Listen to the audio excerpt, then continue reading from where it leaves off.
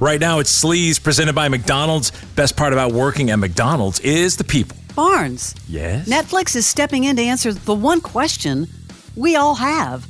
Who is the best hot dog eater? Have you seen their new announcement, the new special? No, I did not have that question. Who has this question? Chestnut versus Kobayashi, unfinished beef. It is pitting Joey Chestnut against Kobayashi. I mean, this is a live event on Netflix.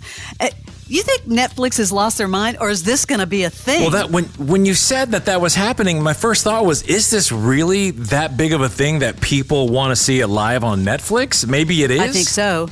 Well, they're both former Nathan's Famous Hot Dog Eating Contest champs. Both have been banned for various reasons. Okay? Quote, competing against Joey live on Netflix means fans all over the world can watch me knock him out. That is Kobayashi. Chestnut versus Kobayashi, unfinished beef, will air live September 2nd. Why wouldn't they do that July 4th? Well, that's what I thought. I don't know why. I know. How much training do you need for the hot dog competition? They've done this for so long. That's a weird one. Have you seen the new Cyndi Lauper documentary? I am dying to see this because I love Cyndi Lauper. She was on the Today Show, admitted she didn't want to make a documentary about herself, joking, quote, she's not dead yet, and explained how watching a documentary by Allison Elwood inspired her to go on with the film.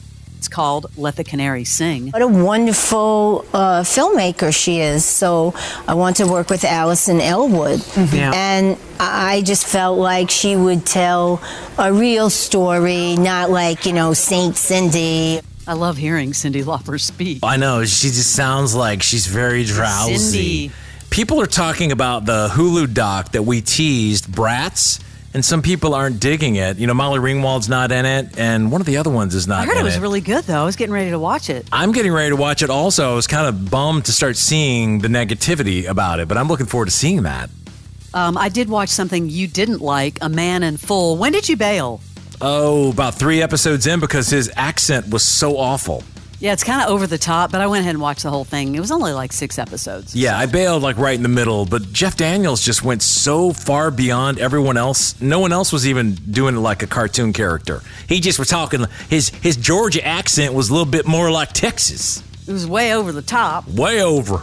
Had a really good ending. That's all I'm going to say.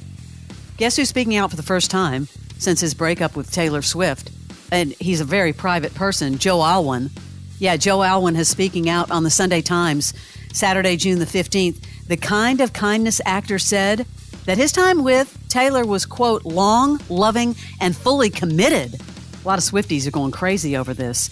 Talking about the breakup more, he said, what is unusual and abnormal in this situation is that 1 week later, after the breakup, it's suddenly in the public domain and the outside world is able to weigh in. So you have something very real suddenly thrown into a very unreal space. He had to really weigh his words, but I thought he was really classy about the whole thing. Look, how does she even have time to have a successful relationship, How do you juggle being a billionaire?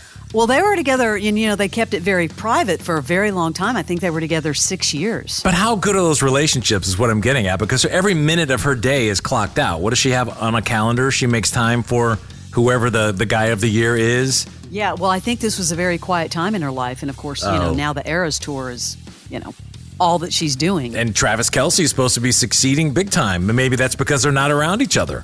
Now, I have a few more things to talk about in that whole weird Billy Ray Cyrus, the stress on his marriage, claiming in court documents that his estranged wife, Fire Rose, maybe that could have been his first indication. Was it his estranged wife or his estranged? Yeah, estranged wife.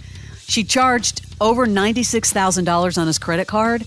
This was between May 23rd and June 7th. It's over $6,000 a day over 16 days. That's quite a lot. Claiming that she spent the money via 37 unauthorized charges. She had allegedly used his business American Express card, which he said she was never approved to handle. And she was like, yes, I was, because we were still married. This thing is getting nasty. Now, there's a million things to watch these days. There's there's the new Star Wars on Disney Plus. You got Bridgerton on Netflix, which I'm going to pass. The Bear on Hulu. Despite all of that, it turns out that people may just want to watch old television shows, like sitcoms that have more than 8 episodes in a season. This is the new data Barnes. The most watched streaming service in May was, are you ready for this? What do you think? You're thinking Netflix, right? Or are you thinking Disney Plus? That's the obvious, but the most Paramount Plus? Tubi. Oh, the free one. Yes. Well, it's a free streaming service that has on-demand and live channels with tons of old shows, all supported by ads. It beat out Disney Plus by a hair. That's huge. Shocking. Watch, it won't be free much longer. All of a sudden, there'll be some fee attached. The only other thing that people are watching more than Tubi is YouTube. That is your celebrity sleaze.